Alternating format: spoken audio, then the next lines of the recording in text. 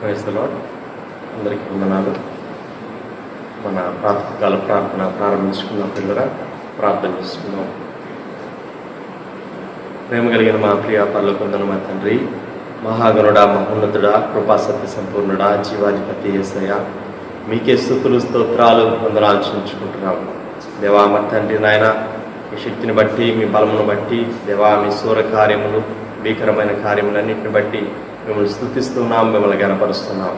దేవా మా తండ్రి నాయన, మాకు చాలిన దేవుడిగా మీరు ఉంటున్నందుకు మీ స్తోత్రాలు చెల్లించుకుంటున్నాం నాయన. దేవా ప్రభా నాయన, నశించిపోతున్న మమ్మల్ని మీరు జ్ఞాపకం చేసుకుని దేవా మీ బిడ్డలుగా, మీ సొత్తుగా, మీ జనాంగంగా మీరు మమ్మల్ని చేసుకున్నందుకు మీ స్తోత్రాలు. మీరు మాకు కలుగు చేసినటువంటి రక్షణ భాగ్యం కొరకు మీకు స్తోత్రాలు చెల్లించుకుంటున్నాం. దేవా మరి తండ్రి ప్రభా, మా కొరకు కల్వరి సిలువలో మీరు పెట్టినటువంటి ఆ యొక్క మరి తండ్రి ప్రాణం కొరకు మీ స్తోత్రాలు. దేవా మరి తండ్రి నాయన, అయ్యా మీరు మా కొరకు పరలోకాన్ని విడిచి భూలోకానికి దిగి వచ్చినందుకు మీ స్తోత్రాలు చెల్లించుకుంటున్నాను ఆయన. దేవా మరి తండ్రి నాయన, అనేకులకు లేనటువంటి ఆధిక్యతను, భాగ్యాన్ని మీరు మాకు అనుగ్రహిస్తున్నందుకు మీ స్తోత్రాలు చెల్లించుకుంటున్నాం. దేవా ప్రభా, మరొకసారి మమ్మల్ని మేము తగ్గించుకొని ఈ విధంగా మీ పాదముల యొద్దకు రావడానికి మాకు ఇచ్చినటువంటి ఈ భాగ్యం కొరకు, ఈ ధన్యత కొరకు మీ స్తోత్రాలు చెల్లించుకుంటున్నాను ఆయన. దేవా ప్రభా, మరొకసారి ప్రభా, ఈ ఉదయకాలంలో మీ సన్నిధిని, మీ ప్రసన్నతను మేము మెండుగా అనుభవించడానికి మాకు సహాయం చేయమని ప్రార్థన చేస్తున్నాం. సార్ నాయన, మేము పాడుకునే పాటల్ని దేవా మరి తండ్రి నాయన మీరే దీవించండి. దేవా మీ వైపు చూస్తూ మిమ్మల్ని స్తుతించడానికి, గణపరచడానికి మాకు సహాయం చేయమని ప్రార్థన చేస్తున్నాం. మీ స్తోత్రాలు. దేవా అలాగూ 91వ కీర్తన మేము చదువుతుండగా దేవా మరి తండ్రి నాయన మీరే మమ్మల్ని మీ శక్తి బలంతో నింపమని ప్రార్థన చేస్తున్నాం, మీ ఆత్మతో నింపమని ప్రార్థన చేస్తున్నాం. దేవా కృప చూపించండి నాయన. దేవా మరొకసారి మీ సేవకుల ద్వారా, మీ వాక్యం ద్వారా మీరు మాతో మాట్లాడంటున్నాయన. మీరు మాట్లాడే దేవుడు ఏంటున్నందుకు మీ స్తోత్రాలు. మేము కూడా నాయన మీరు మాట్లాడుతూ ఉండగా ఇదిగో ప్రభా మీ మాటలు స్వీకరించడానికి, దేవా మీ మాటలు అంగీకరించడానికి నాయన సిద్ధ మనసు కలిగి మేము చేరి ఉండగా మాతో మీరు మాట్లాడమని ప్రార్థన చేస్తాం. మా జీవితాలకు అవసరమైనటువంటి వాక్కు, ఇంకా మీ స్వారూప్యంలోకి మేము మార్చబడడానికి మాకు కావలసినటువంటి వాక్కును మీరు దయచేయమని ప్రార్థన చేస్తున్నాము. స్తోత్రాలు. సమస్త విషయాల్లో మీరే సహాయం చేయండి. మీ నామానికి మహిమ తెచ్చుకోమని, సమస్త ఘనత మహిమ ప్రభావాలు మీకు ఆరోపించుకుంటూ ముందున్న సమయం అంతటినీ మా కొరకు దీవించమని యేసుక్రీస్తు వారి అతి పరిశుద్ధమైన నామములో స్తుతించి ప్రార్థన చేసి అడిగి వేడుకొంచున్నాం పరలోకపు తండ్రి. ఆమేన్, ఆమేన్. సమయంలో పాట పాడి దేవుడి నామాన్ని మహిమపడదాం. గడచిన కాలము కృపలో మమ్ము దాచిన దేవా నీకే స్తోత్రము.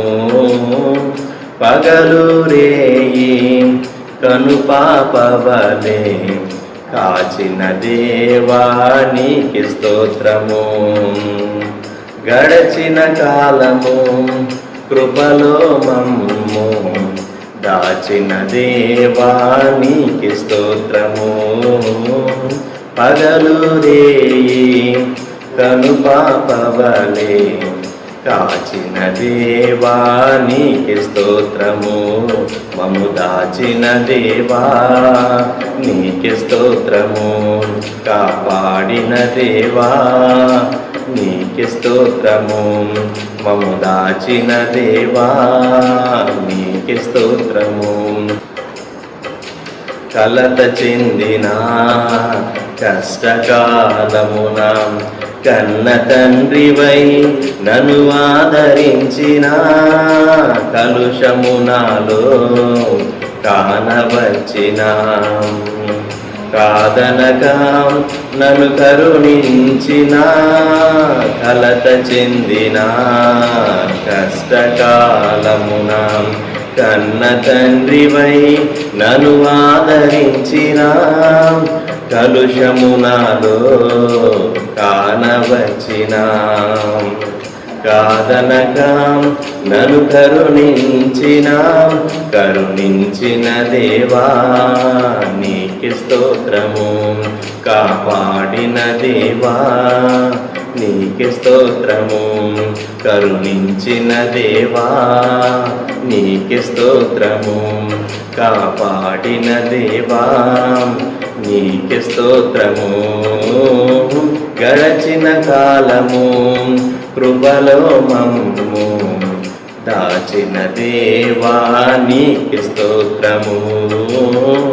పగలు రేయి కనుపాపవలే కాచిన దేవా నీకు స్తోత్రము. మము దాచిన దేవా నీకు స్తోత్రము. కాపాడిన దేవా నీకు స్తోత్రము. లోపములెన్నో దాగి ఉన్నను సరిచేసి నన్ను నడిపించిన బలహీనతలే కృంగజేసిన బలపరచి నన్ను దీవించిన లోపములెన్నో దాగి ఉన్నను సరిచేసి నన్ను నడిపించిన బలహీనతలే కృంగజేసిన బలపరచి నన్ను దీవించిన దేవా నీకే స్తోత్రము. దయచూపిన తండ్రి నీకే స్తోత్రము. దీవించిన దేవా నీకే స్తోత్రము. దయచూపిన తండ్రి నీకే స్తోత్రము. గడచిన కాలము కృపలో మమ్ము దాచిన దేవా నీకే స్తోత్రము. పగలు రేయి కనుపాపవలే కాచిన దేవా నీకే స్తోత్రము. 91వ కీర్తన. మహోన్నతుని చాటున నివసించువాడే సర్వశక్తి నీడను విశ్రమించువాడు. ఆయనే నాకు ఆశ్రయము, నా కోట, నేను నమ్ముకున్న నా దేవుడని నేను యెహోవాని గురించి చెప్పుచున్నాను.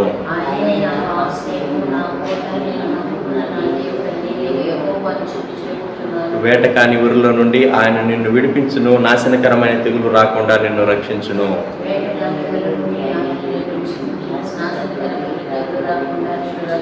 ఆయన తన రెక్కలతో నిన్ను కప్పును. ఆయన రెక్కల క్రింద నీకు ఆశ్రయం కలుగును.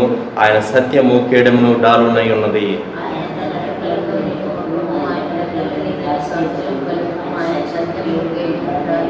రాత్రి వేళ కలుగు భయమునకైనను, పగటి వేళ ఎగురు బాణమునకైనను,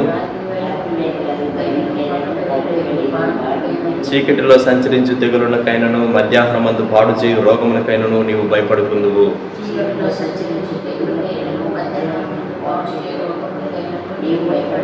నీ ప్రక్కన 1000 మంది పడినను, నీ కుడి పక్కన 10,000 మంది కూలినను అపాయం నీ యొద్దకు రాదు.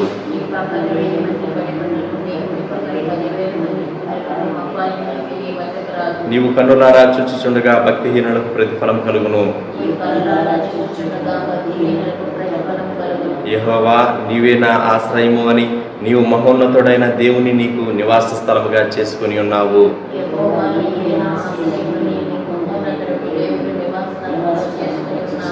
నీకు అపాయం ఏమీ రాదు, ఏ తెగులును నీ గుడారము సమీపించదు. నీ మార్గములన్నింటిలో నిన్ను కాపాడుటకు ఆయన నిన్ను గూర్చి తన దూతలకు ఆజ్ఞాపించును.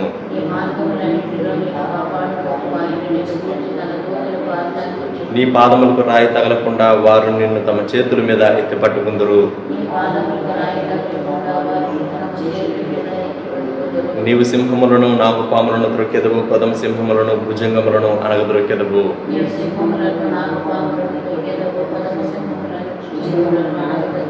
అతడు నన్ను ప్రేమించుచున్నాడు గనుక నేను అతన్ని తప్పించదను. అతడు నా నామము ఎరిగిన వాడు గనుక నేను అతన్ని గనపరచదను.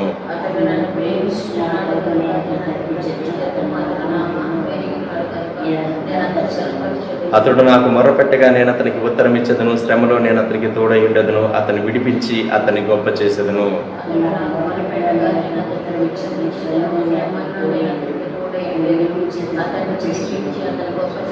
దీర్ఘాయువు చేత అతనిని తృప్తిపరచెదను. నా రక్షణ అతనికి చూపించెదను.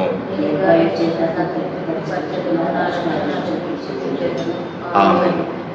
కీర్తనల గ్రంథం 35వ కీర్తన. సామ్ 35. యెహోవా నాతో వ్యాజ్యమాడు వారితో వ్యాజ్యమాడు, నాతో పోరాడు వారితో పోరాడు. కేడెమును డాలును పట్టుకొని నా సహాయమునకై లేచి నిలువు. ఈటే దూసి నన్ను తరుము వారిని అడ్డగింపు. నేనే నీ రక్షణ అని నాతో సెలవు. నా ప్రాణము తీయగోరు వారికి సిగ్గును అవమానమును కలుగును కాక. నాకు కీడు చేయ ఆలోచించు వారి వెనుకకు మళ్లింపబడి లజ్జపడుదురు కాక. యెహోవా దూత వారిని పారదోరును గాక. వారు గాలికి కొట్టుకొని పోవు కొట్టువలే ఉందురు గాక. యెహోవా దూత వారిని తరుమును గాక. వారి త్రోవ చీకటి అయి జారుడుగా ఉండును గాక. నన్ను పట్టుకొని వల్లని వారు నిర్నిమిత్తముగా గుంటలో తమ వలనొట్టిరి. నా ప్రాణం తీయవల్లని నిర్నిమిత్తముగా గుంట త్రవి. వానికి తెలియకుండా చేటు వాని మీదకి వచ్చును గాక. తాను ఒడ్డిన వలలో తానే చిక్కుపడును గాక. వాడు ఆ చేటులోనే పడును గాక. అప్పుడు యెహోవా యందు నేను హర్షించుదును, ఆయన రక్షణను బట్టి నేను సంతోషించుదును. అప్పుడు యెహోవా నీ వంటి వాడెవడు? మించిన బలము గల వారి చేతి నుండి దీనులను, దోచుకున్న వారి చేతి నుండి దీనులను దరిద్రులను విడిపించేవాడు నీవే అని నా ఎముకలను చెప్పుకొను. కూట సాక్షులు లేచున్నారు. నేను ఎరుగని సంగతులను గురించి నన్ను అడుగుతున్నారు. మేళ్లకు ప్రతిగా నాకు కీడు చేయుచున్నారు. నేను దిక్కులేని వాడినైతే. వారు వ్యాధితో ఉన్నప్పుడు గోనెపట్ట కట్టుకొట్టుని ఉపవాసం చేత నా ప్రాణమును ఆయాసపరచుకుంటుంది. అయినను నా ప్రార్థన నా ఎదలోనికి తిరిగి వచ్చి ఉన్నది. అతడు నాకు చెలికాడైనట్టును సహోదరుడైనట్టును నేను నడుచుకుంటున్నాను. తన తల్లి మృతునందునందున దుఃఖ వస్త్రములు ధరించి వారి వలె కృంగుచుంటుంది. నేను కూలినుడు చూచి వారు సంతోషించి గుంపు కూడి నీచులు నేను ఎరుగని వారును నా మీదికి కూడి వచ్చి మానక నన్ను నిందించారు. విందు కాలమునందు దూషణలాడు వదరబోతుల వలె వారు నా మీద పండ్లు కొరికరి, ప్రభా నీవెన్నాళ్ళు చూచుచూ వరకుందువు. వారు నాశనము చేయకుండా నా ప్రాణమును రక్షింపు. నా ప్రాణమును సింహముల నోటి నుండి విడిపింపు. అప్పుడు మహాసమాజములో నేను నిన్ను స్తుతించేదను, బహుజనులలో నిన్ను నుతించేదను. నిర్హేతుకముగా నాకు శత్రువులైన వారిని నన్ను గురించి సంతోషింపనీయకము. నిర్నిమిత్తముగా నన్ను ద్వేషించు వారిని కనుగెట్నీయకము. వారు సమాధానపు మాట్లాడరు. దేశమందు నెమ్మదిగా ఉన్న వారికి విరోధముగా వారు కపట యోచనలు చేయదు. నన్ను దూషించుటకై వారు నోరు పెద్దదిగా తెరుచుకుంటున్నారు. ఆహా ఆహా, ఇప్పుడు వారి సంగతి మాకు కనబడినదే అనుచున్నారు. యెహోవా అది నీకే కనబడుచున్నది కదా, మౌనముగా ఉండకు. నా ప్రభువా దూరముగా ఉండకు. నాకు న్యాయము తీర్చుటకు మేల్కొను. నా దేవా నా ప్రభువా నా పక్షమున వ్యాజ్యం అడ్డకులేము. యెహోవా నా దేవా నీ నీతిని బట్టి నాకు న్యాయము తీర్చు. నన్ను బట్టి వారు సంతోషింపుదురుగాక. ఆహా మా ఆశ తీరెను అని మనస్సులో వారు అనుకొనకపోదురుగాక. వాని మృంగి వేస్తామని వారు చెప్పుకొనకిందురుగాక. నా అపాయమును చూచి సంతోషించి వారందరూ అవమానము నొందుదురుగాక, లజ్జపడుదురుగాక. నా మీద అతిశయపడివారు సిగ్గుపడి అపకీర్తి పాడవుదురుగాక. నా నిర్దోషత్వమును బట్టి ఆనందించేవారు ఉత్సాహధ్వని చేసి సంతోషించుదురుగాక. తన సేవకుని క్షేమమును చూచి ఆనందించి యెహోవా ఘనపరచబడునుగాకని వారు నిత్యం పలుకుదురు. నా నాలుక నీ నీతిని గూర్చియు నీ కీర్తిని గూర్చియు దినమెల్లా సల్లాపములు వచ్చే ప్రార్థన చేసుకుందాం. తలలు మంచి ప్రియ ప్రభా మా తండ్రి, ఈ ఉదయకాలం ప్రాతకాల ప్రార్థనలో మేము ఏకీభవించడానికి మీరు అనుగ్రహించిన కృపకు స్తోత్రాలు. దావీదు కీర్తనలో 35వ కీర్తన మేము ధ్యానం చేస్తూ ఉన్నాం. ఈ సమయం మా కొరకు దీవించండి. మాతో మాట్లాడండి. వ్యూ చేసే మీ బిడ్డలను దీవించండి. మరొకసారి మీ వాక్యం మా కొరకు ఆశీర్వదించమని యేసు ప్రభువా నామములో ప్రార్థిస్తూ ఉన్నాం తండ్రి. ఆమేన్. ఈ కీర్తన మనం చదివితే మనకేమని అనిపిస్తుందంటే, ఎందుకు దావీదు భక్తుడు ఇట్లా వ్రాసాడు అని అనిపిస్తుంది. ఇంప్రికేటరీ సాంగ్స్ అంటారు. అంటే ఒక విధంగా శాపం చెప్పబడినటువంటి దేవుని విరోధులకు శాపం కలుగుతుంది అని చెప్పబడినటువంటి కీర్తన ఈ కీర్తన.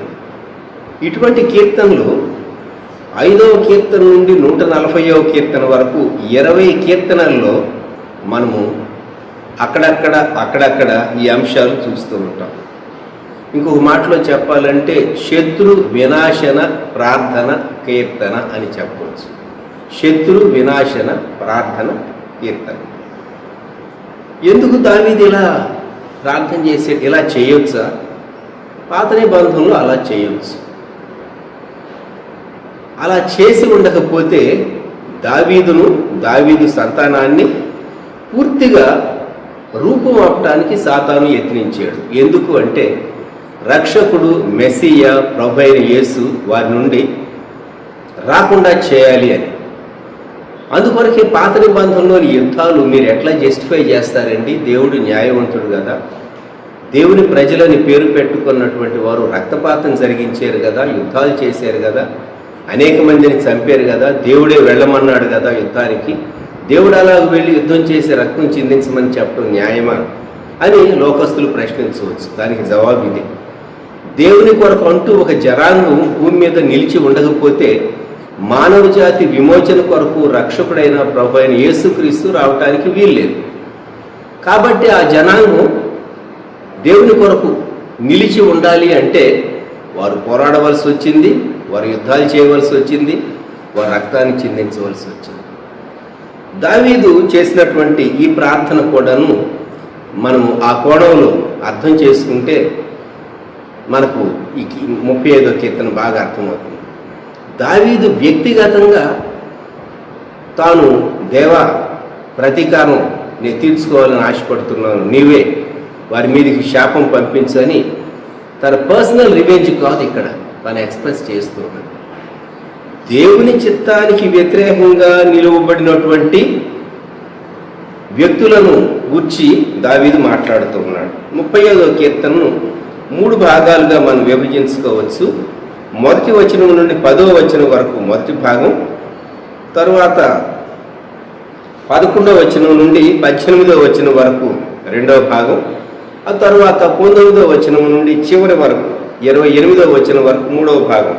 3 భాగాలుగా ఈ కీర్తనను మనం విభజించుకోవచ్చు. మొట్టమొదటి భాగంలో మనం ఏం చూస్తాము అంటే వ్యాజ్యమాడు దేవుడు, పోరాడు దేవుడు, రక్షించు దేవుడు.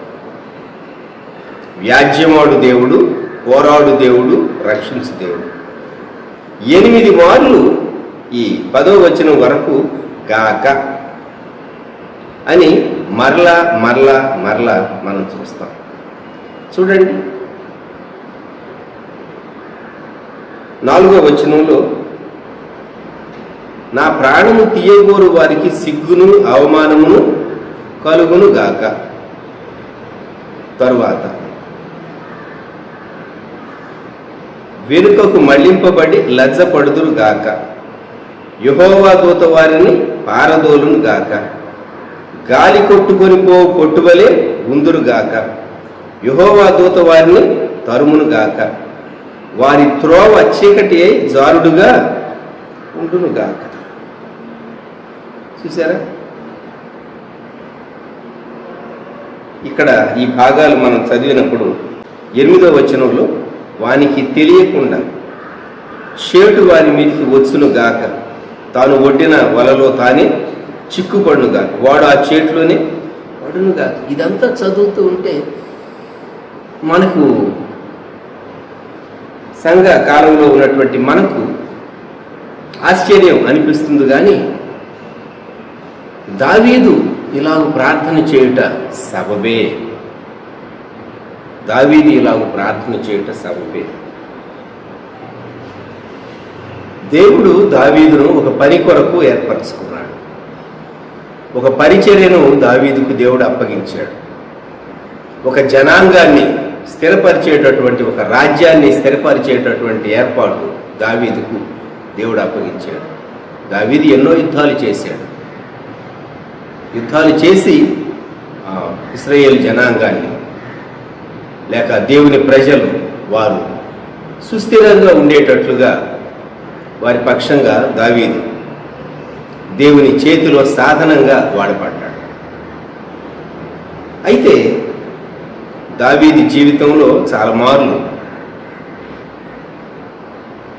దావీదు సింహాసనం ఎక్కక ముందు సహా దావీదు చాలా శ్రమలకు తాను గురి కావాల్సి వచ్చింది. దావీదును తరిమినటువంటి వారు, ఈటె దూసి నన్ను తరుము వారిని అడ్డగింపుము. మొదటి వచనం, నాతో వ్యాజ్యమాడు వారితో వ్యాజ్యమాడుము, నాతో పోరాడు వారితో పోరాడు. ప్రియ విశ్వాసి, కొన్ని మార్లు మన జీవితాల్లో కొందరు మనతో నిర్నిమిత్తముగా, హేతువేమీ లేకుండా నిర్నిమిత్తముగా మనతో తగాదా వేసేవారు, మనతో పోరాడేవారు, మనకు వ్యతిరేకంగా లేచేవారు ఖచ్చితంగా లేస్తారు. అందుకే దావీదు ఏమడుగుతున్నాడంటే 3వ వచనంలో, నేనే నీ రక్షణ అని నాతో సెలవిమ్ము. దేవా సహాయించి ఈ గాక గాక అలాగు జరుగును గాక, శత్రువులకు ఇలాగు సంభవించును గాక, దేవుని దూతే వారిని పారద్రోలును గాక. 5వ వచనం, యెహోవా దూత వారిని పారదోలును గాక. కొన్ని మార్లు దేవుని చిత్తానికి వ్యతిరేకంగా నిలవబడేవారు ఏమనుకుంటారంటే, ఈ వ్యక్తిని మేము ఏమైనా చేయగలం అని అనుకుంటారు. అయితే దేవుని పక్షంగా ఒక వ్యక్తి నిలవబడినప్పుడు దేవుని దూత, దేవుని సన్నిధి వారికి తోడుగా ఉంటుంది. 6వ వచనం మొదటి భాగం, యెహోవా దూత వారిని తరుమును గాక. దేవుని దూత తరమడం ప్రారంభిస్తే ఆ వ్యక్తి ఎక్కడికి వెళ్తాడట? వారి త్రోవ చీకటి అయి జారుడుగా ఉండునుగా. చీకటి త్రోవలో నెక్స్ట్ స్టెప్ ఎక్కడ వేయాలో మనిషికి తెలియదు. జారుడుగా ఉన్నటువంటి త్రోవలో నడవలసి వచ్చినప్పుడు ఖచ్చితంగా మనిషి పడిపోతాడు. దేవుని చిత్తానికి వ్యతిరేకంగా మనిషి నిలవబడగలడా? నిలవబడి తాను అనుకున్నటువంటి కార్యాన్ని చేయగలడా? జ్ఞాపకం పెట్టుకోనండి, అది చాలా భయంకరమైనటువంటి విషయం. దావీదు చేసినటువంటి ఈ ప్రార్థన, వల ఒడ్డారట, నన్ను పట్టుకొనవలనని వారు నిర్నిమిత్తముగా గుంటలో తమ వల ఒడ్డారు. ట్రాప్ చేయాలి. సంభాషణలో మనల్ని వలలో చిక్కించుకోవాలని మనుషులు ఎంతో ప్రయత్నిస్తూ ఉంటారు. భయంకరమైనటువంటి దినాలు. నా ప్రాణము తీయవలనని నిర్నిమిత్తముగా గుంట త్రవ్వి. అయితే దావీదు ఏమంటాడంటే, ఆ వలలో, ఆ చేటులో వారే పడతారు. 8వ వచనం, వానికి తెలియకుండా చేటు వాని మీదకి వచ్చునుగా. ఎక్స్పెక్ట్ చేయనటువంటి సమయంలో కీడు ఎవరైతే దేవుని ప్రజలకు, దేవుని ఏర్పాటుకు వ్యతిరేకంగా నిలవబడతారో వారి మీదకి వస్తుంది. తాను ఒడ్డిన వలలో తానే చిక్కుబడును గాక, వాడు ఆ చేతిలోనే పడును గాక. ఇప్పుడు 9వ వచనంలో అంటాడు, అప్పుడు యెహోవా యందు నేను హర్షించుదును, ఆయన రక్షణను బట్టి నేను సంతోషించుదును. అప్పుడు యెహోవా, నీ వంటి వాడెవడు? మించిన బలము గల వారి చేతి నుండి దీనులను, దోచుకొని వారి చేతి నుండి దీనులను, దరిద్రులను విడిపించువాడు నీవే అని నా ఎముకలన్నీ చెప్పు. అంటే నా శరీరానికి హాని కలుగదు, నన్ను కాపాడే దేవుడవు నీవే. మించిన బలము గల వారి చేతి నుండి, దోచుకొని వారి చేతి నుండి కాపాడేటటువంటి దేవుడు. ఎంత చక్కని మాట అండి. ఇది మొదటి భాగం. దేవుడు వ్యాజ్యమాడే దేవుడు, దేవుడు పోరాడే దేవుడు, దేవుడు రక్షించేటటువంటి దేవుడు.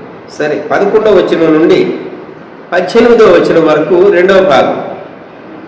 కూట సాక్షులు లేచుతున్నారు, నేను ఎరుగని సంగతులను గుర్చి నన్ను అడుగుతున్నారు, మేలులకు ప్రతిగా నాకు కీడు చేస్తున్నారు, నేను దిక్కులేని వాడినైతే. దావీదు ఇక్కడ కొందరి గుర్చి మాట్లాడుతూ ఉన్నాడు. దావీదుకు వ్యతిరేకంగా మాట్లాడుతూ ఉన్నారు. ఒకరినొకరు ప్రోత్సహించుకుంటూ ప్రశ్నిస్తూ ఉన్నారు. అయితే దావీదు అంటాడు, వారు నాకు కీడు చేస్తూ ఉన్నారు, నేను వారికి అంతకు మునుపు మేలు చేశాను, మేలునకు ప్రతిగా నాకు కీడు చేస్తున్నాను. వారు వ్యాధితో ఉంటే నేను గోనెపట్టు కట్టుకున్నాను అంటాడు 13వ వచనం. వారు వ్యాధితో ఉన్నప్పుడు గోనెపట్టు కట్టుకుంటుంది, ఉపవాసము చేత నా ప్రాణమును ఆయాసపరచుకుంటుంది. అంతేకాదు, క్రింది వచనాల్లో అతడు నాకు చెలికాడైనట్టును సహోదరుడైనట్టును నేను నడుచుకోను. కొన్ని మార్లు మన జీవిత దినాల్లో మనం వ్యక్తులను నమ్ముతాం. మనం ఎవరినైతే నమ్ముతామో వారే మనల్ని మోసగిస్తారు. గుర్తుంచుకోండి. అప్పుడు దావీదు వలె నీవు కూడా మునుగుతావు, ఆక్రందన చేస్తావు. దేవా, వారికి నేను మేలు చేశాను. లోకంలోని వ్యక్తులను ఉత్తములని, మధ్యములని, అధములని 3 రకాలుగా లోకం వర్గీకరిస్తూ ఉంటుంది. ఉత్తములు ఎవరు అంటే మేలు చేసేటటువంటి వారు, ఎవరికైనా సరే మేలు చేసేటటువంటి వారు ఉత్తములు. మధ్యములు ఉంటారు, ఎవరైనా మనకు మేలు చేస్తే వారికి ఇన్ రిటర్న్ మేలు చేయటానికి ప్రయత్నిస్తారు, వారు మధ్యములు. అధములు ఉంటారే, వీరు మేలు చేసిన వారికి కీడు చేస్తారు, వారు అధములు. మేలు చేసిన వారికి కీడు చేసేవారు అధములు. వారు మేలు చేశారు కదా, నేను మేలు చేస్తాను, వారు నాకు అది ఇచ్చారు కదా, ఇన్ రిటర్న్ నేను ఇది ఇస్తాను అని లోకం యొక్క స్టాండర్డ్స్. మరి నీవు ఉత్తముడుగా ఉండాలని దేవుడు కోరుతూ ఉన్నాడు. దావీదు అలా ఉన్నాడు. దావీదు తన జీవితంలో ఎందరికి మేలు చేశాడు, అసలు ఆ రాజ్యం నిలువబడటానికి, సౌలు యొక్క రాజ్యం స్థిరపరచబడటానికి దావీదు కారణం. అయితే దావీదు తరుముబడ్డాడు. దావీదుకు వ్యతిరేకంగా లేచాడు. దావీదు ఆయా దేశాలకు వెళ్ళినప్పుడు దావీదు పైన శత్రు దేశంలో తాను ఆశ్చర్యం పొందవలసిన కాలంలో కూడాను ఎంతోమంది వ్యతిరేకంగా మాట్లాడారు. అవన్నీ జ్ఞాపకం చేసుకుంటూ ఉంటే మనకు అనిపిస్తుంది దావీదు నిజంగా తన జీవితంలో ఎంత శ్రమ అనుభవించాడో. తాను ఎవరికి మేలు చేశాడో వారు కీడు చేయటమే కాదు. 15వ వచనం, నేను కూలియుండు చూచి వారు సంతోషించి గుంపు కూడిరి. ఇది ఇంకెంత భయంకరమైనటువంటి మాట అండి. నేను కూలియుండు చూచి, నా కష్టకాలం వచ్చింది దేవా, వారు సంతోషించారు. నీచులను నేను ఎరుగని వారు నా మీది కూడి వచ్చి మానక నన్ను నిందించారు. కొన్ని మార్లు దేవుని భక్తులకు, దేవుని బిడ్డలకు శ్రమలు పంపిస్తాడు, కష్టాలు పంపిస్తాడు. అవి చూచి వాళ్ళు ఏదో పాపం చేశారు, అందుకే వాళ్ళ మీద ఆ కష్టం వచ్చింది అని మాట్లాడుతూ ఉంటారు. ఇవన్నీ సహజంగా లోకంలో దేవుని బిడ్డలైన వారు అనుభవించేటటువంటి, వెళ్ళేటటువంటి పరిస్థితి. 16వ వచనం, విందు కాలమందు దూషణగాడు వదరుబోతుల వలె వారు నా మీద పండు కొరికిరి. వదరుబోతులు విస్తారంగా మాట్లాడేవారు, తింటూ తాగుతూ నోటికొచ్చింది మాట్లాడతారే, వారు వదరుబోతులు, దూషణలాడేవారు. 17, ప్రభువా నీవెన్నాళ్ళు చూచుచూ ఊరుకుందువు, వారు నాశనము చేయకుండా నా ప్రాణమును రక్షింపుము, నా ప్రాణమును సింహముల నోట నుండి విడిపింపుము. కొన్ని మార్లు మాకు బలమున్నది, మాకు శౌర్యమున్నది, మాకు పరాక్రమం ఉన్నది, మేము తలంచుకుంటే ఏదైనా చేయగలం, ఎవరినైనా ఏదైనా చేయగలం అనుకుంటారట మనుషులు. మనిషి అనుకుంటాడు నా బలం ఎంత గొప్పది, నేను ఏదైనా ఎంతైనా చేయగలను, నా అధికారానికి హద్దులు లేవు అని అనుకుంటాడు. సృష్టిలో ఉన్నవి మానవునికి వ్యతిరేకంగా తిరుగుబడితే మానవుడు ఎక్కడుంటాడు? దావీదుకు వ్యతిరేకంగా లేచినటువంటి వీరు మేము నాశనం చేయగలం అని అనుకున్నారు. అయితే దేవా, నా ప్రాణాన్ని వారి నోటి నుండి విడిపించు, అప్పుడు నేను నిన్ను స్తుతించెదను, బహుజనులలో నిన్ను నుతించెదను. 10వ వచనంలో అప్పుడు అన్నాడు, 18వ వచనంలో అప్పుడు అన్నాడు. అలాగే చివరి భాగంలో కూడా తాను ఎప్పుడు దేవుని స్తుతిస్తాడో చెప్తాడు. ప్రతి భాగంలో 3 భాగాలను చెప్పుకున్నాం. చివరిలో మనం దేవుని స్తుతిస్తాను, నేను దేవుని స్తుతిస్తాను ఎప్పుడు అంటే తాను అడిగింది దేవుడు నెరవేర్చినప్పుడు. 19వ వచనం నుండి 28వ వచనం వరకు తాను దేవునికి తన మనవి, పిటిషన్ పెడుతూ ఉన్నాడు. ఏమని పెడుతున్నాడో చూడండి. నిర్హేతుకముగా నాకు శత్రువులైన వారిని నన్ను గుర్చి సంతోషింపనీయకుము, నిర్నిమిత్తముగా నన్ను ద్వేషించు వారిని కన్నుగేటనీయకుము. నిర్హేతుకముగా, నిర్నిమిత్తముగా, కారణం లేకుండా కొన్ని మార్లు దావీదుకు వ్యతిరేకంగా వారు మాట్లాడారు. వారు శత్రువుల వలె ప్రవర్తించారు. 20వ వచనం, వారు సమాధానపు మాట్లాడరు, దేశమందు నెమ్మదిగా ఉన్న వారికి విరోధముగా వారు కపట యోచనలు చేదురు. నన్ను దూషించుటకై వారు నోరు పెద్దదిగా తెరుచుకొనిచున్నారు. ఆహా ఆహా, ఇప్పుడు వారి సంగతి మాకు కనబడినదే అనుచున్నారు. యెహోవా, అది నీకే కనబడుతున్నది కదా, మౌనముగా ఉండకము, నా ప్రభువా నాకు దూరముగా ఉండదు. దేవుడు తన భక్తుని విడిచిపెట్టినట్టుగా త్వరగా జవాబు ఇవ్వలేదు అని అనిపిస్తుంది. దేవుడు జవాబు ఇవ్వటం ఆలస్యం చేసినంత మాత్రం చేత ఆయన భక్తుని విడిచిపెట్టినట్టు కాదు. దేవుని యొక్క విడుదల ఆలస్యమైనంత మాత్రం చేత దేవుడు తనకు సహాయం చేయడని కాదు, ఈ వ్యక్తి తప్పులో ఉన్నాడు అని కూడా కాదు. అందుకే యెహోవా నీకే కనబడుతూ ఉన్నది కదా, ఆహా ఆహా, ఇప్పుడు వారి సంగతి మాకు కనబడినదే అనుచున్నారు. యెహోవా, అది నీకే కనబడుతున్నది కదా, మౌనం.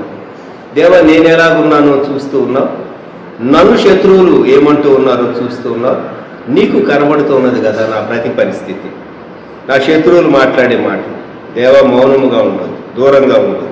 23, నాకు న్యాయము తీర్చుటకు మేలుకొనుము, నా దేవా నా ప్రభువా, నా పక్షమున వ్యాజ్యమాడుటకు లేము. ఇది దేవుడు ప్రతీకారం చేయాలి అని కోరేటటువంటి ఇంప్లికేటరీ సాంగ్ అని మనం చెప్పుకున్నాం. దేవుడు తన దాసుని పక్షంగా, తన సేవకుని పక్షంగా ఆయన కార్యము జరిగించాలి. 24వ వచనం, యెహోవా నా దేవా, నీ నీతిని బట్టి నాకు న్యాయము తీర్చును, నన్ను బట్టి వారు సంతోషించుకుందురుగా. పాత నిబంధనలో దేవుని నీతిని బట్టి దేవుని న్యాయాన్ని కోరటం సబబే. పాత నిబంధన యొక్క సారం, ధర్మశాస్త్రం యొక్క సారం గుర్తుంచుకుందాం, కృప కాదు.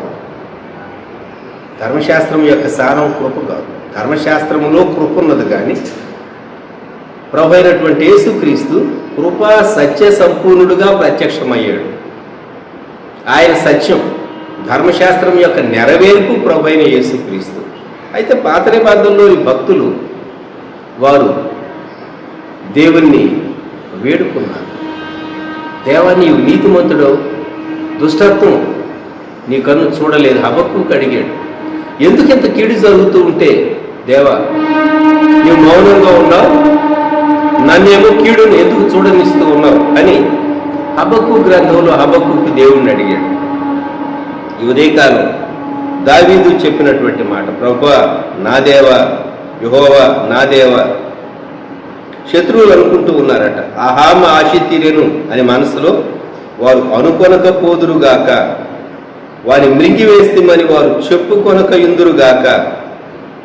నా అపాయమును చూచి సంతోషించే వారందరూ అవమానం నొందుదురుగాక, లజ్జపడుదురుగాక. నా మీద అతిశయపడు వారు సిగ్గుపడి అపకీర్తి పాలవుదురుగాక. నా నిర్దోషత్వం బట్టి ఆనందించేవారు ఉత్సాహధ్వని చేసి సంతోషించుదురుగాక. ఇక్కడ 6 పర్యాయాలు గాక గాక అని చెప్పినటువంటి మాట. వాళ్ళు సంతోషింపకుందురు గాక, మనసులో అనుకొనకపోదురు గాక, ఏమని ఆశ తీరిందని. వారి మృంగివేస్తమని వారు చెప్పుకొనకుందురు గాక. 3వది. 4వది అవమానం నొందుదురు గాక. 5వది లజ్జపడుదురు గాక. 6వది సిగ్గుపడి అపకీర్తి పాలవుదురు గాక.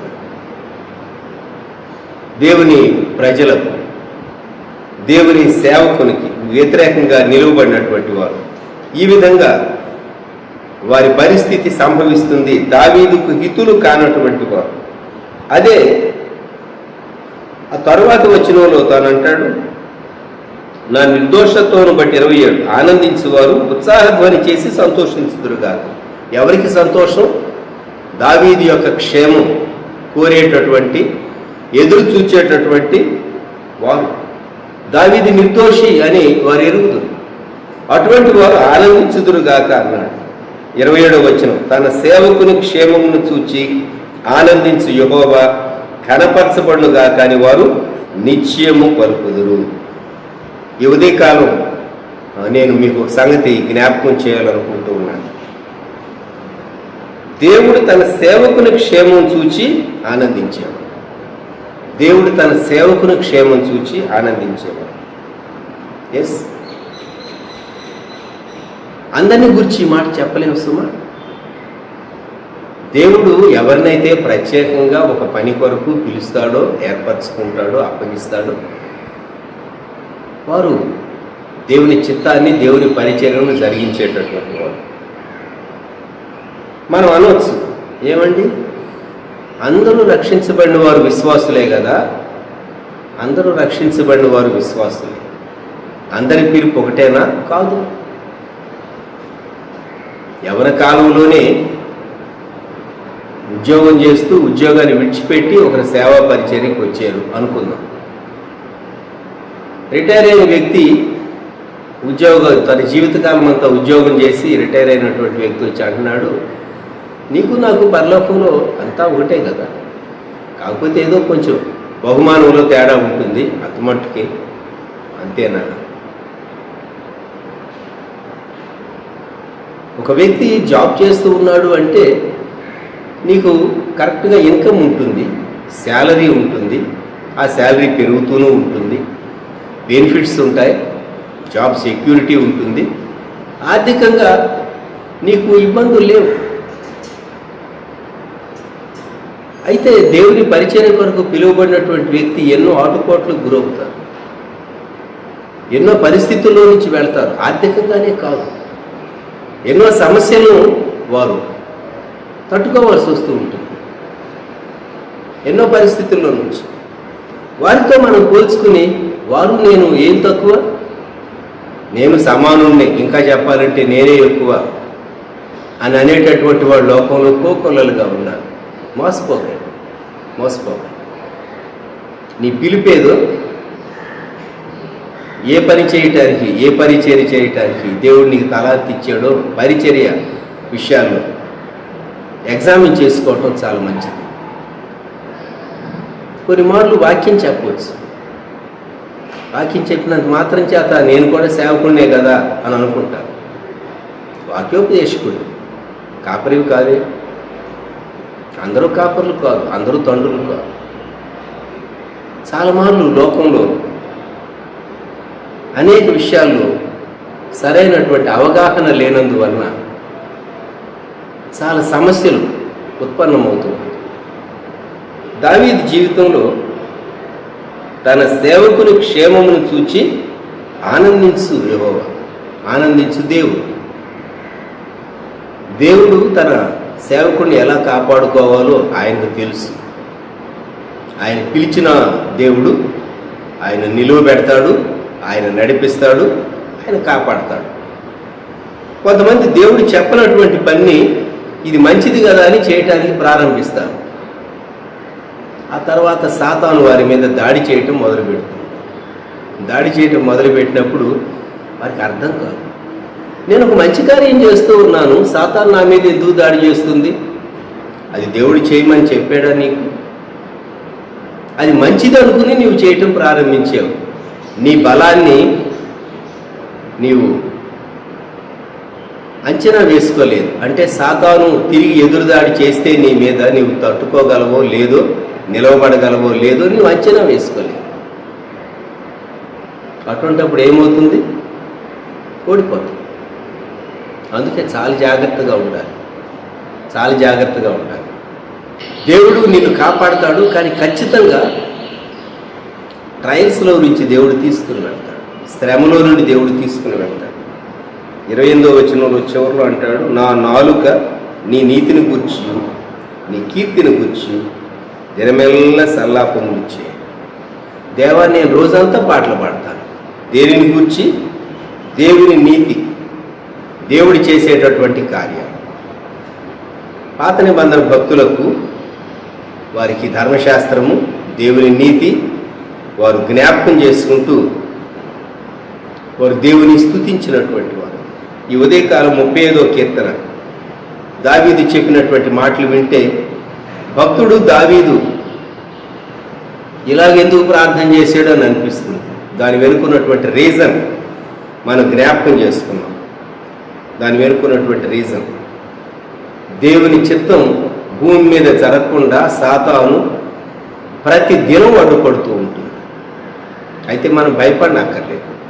నీవు దేవుని పక్షంగా ఉన్నావు, నీవు ధైర్యం తెచ్చుకో. ఈ 35వ కీర్తన చివరి వచనం మనం ఈరోజు వాగ్దానంగా తీసుకుందాం. నా నాలుక నీ నీతిని గూర్చియు నీ కీర్తిని గూర్చియు దినమెల్లా సల్లాపములు చేయు. ఒకసారి మన జీవితంలో జ్ఞాపకం చేసుకుందాం. దయచేసి ప్రార్థన చేసుకుందాం. ప్రేమగల మా ప్రభువా, పరిశుద్ధుడు అయినటువంటి మా తండ్రి, మీకు వందనములు, స్తుతులు, స్తోత్రాలు. ఈ ఉదయకాలం 35వ కీర్తన ఎదుట మేము నిలవబడి, భక్తుడు దావీదు తన జీవితంలో తన శ్రమకాలంలో తాను తరుమబడినప్పుడు, శత్రువు తన మీద అతిశయించినప్పుడు, తనకు కీడు చేయ యత్నించినప్పుడు, గుంపుగా లేచినప్పుడు, విరోధులు లేచినప్పుడు, తాను ఎదుర్కొన్నటువంటి పరిస్థితులన్నింటినీ మేము చదివినప్పుడు, దేవా మీరు పిలిచారు, మీరు నిలువ పెట్టారు. తాను వ్రాసినటువంటి ఆ కీర్తన మేము చదివినప్పుడు ఇటువంటి స్వరం భక్తుల నోటి నుండి ఎలా వచ్చింది అని మాకు అర్థం కాలేదు. కానీ దావీదుతో ఉన్నటువంటి జనాంగం వారు రూపుమాపబడి ఉంటే రక్షకుడు, విమోచకుడు దావీదులో నుండి, వంశంలో నుండి రావటానికి వీల్లేదు. లోకానికి పాపక్షమాపణ, రక్షణ పాపికి దొరకటానికి అవకాశం లేదు. అందుకే దావీదు దేవునికి విరోధులైనటువంటి వారిని గురించి వ్రాసినటువంటి పాట, తాను దేవుని స్తుతించగలుగునట్లు దేవా నా సహాయమునకు లెమ్ము అని వ్రాసినటువంటి కీర్తన మేము పదే పదే జ్ఞాపకం చేసుకుని, మేము కూడా మా జీవితంలో పరిస్థితులు విరోధముగా లేచినప్పుడు, వ్యక్తులు విరోధముగా లేచినప్పుడు, సమస్యలు మమ్మలను చుట్టుముట్టినప్పుడు, మేము నశించిపోయేము అన్నట్టుగా వారు మాట్లాడినప్పుడు, కోటి సాక్షులు లేచినప్పుడు, గుంపుకూడి విరోధముగా మాట్లాడినప్పుడు, దేవా మీరే తీర్పరివని, మీరే న్యాయకర్తని, మీ నీతిని కరుపరిచే దేవుడని దావీదు ఎదురు చూచినట్లుగా మేము కూడా మీ వైపు చూడవలసిన వారంగా ఉంటూ ఉన్నాం. ఈ ఉదయకాలం మా హృదయములను బలపరచండి. మీ రాకడ కొరకైనటువంటి సూచనల్లో ఇటువంటివి కరువులు, తెగుళ్ళు, భూకంపాలు, యుద్ధాలు ఇవన్నీ అంచె దినాల్లో సంభవిస్తాయని మేము మీ వాక్యము వలన గ్రహించినటువంటి వారంగా మీ రాకడను అపేక్షించడానికి, సిద్ధపడటానికి దేవా కృప అనుగ్రహించమని మనవి చేస్తూ ఉన్నాం. ఇన్ని దినాలు మీరు మాకు తోడై ఉన్నారు. మా శక్తి చేత కాదు, మీ కృప, మీ సంకల్పమును బట్టి దేవా బలపరచండి. షారోను కుటుంబాలను, టౌన్లో ఉన్నవారినేమి, గ్రామాల్లో ఉన్నవారినేమి, బ్రాంచెస్ను మీ కాపుదలకు అప్పగిస్తున్నాం. వాక్య బోధకులైన వారిని, వారి కుటుంబాలను మీకు అప్పగిస్తున్నాం. మరొకసారి తండ్రి, మీ ప్రజల పక్షంగా మీ క్షేమాన్ని అనుగ్రహించండి. మీ కృప కొరకు అప్పగించుకోండి. యేసుక్రీస్తు ప్రభువా నామములో ప్రార్థించి వేడుచున్నాం తండ్రి, ఆమేన్. మన ప్రభు అయిన యేసుక్రీస్తు వారి కృప, దేవుని ప్రేమ, పరిశుద్ధాత్మని అన్యోన్య సహవాసం సదాకాలం సంఘమునకు తోడై ఉండును గాక. ఆమేన్.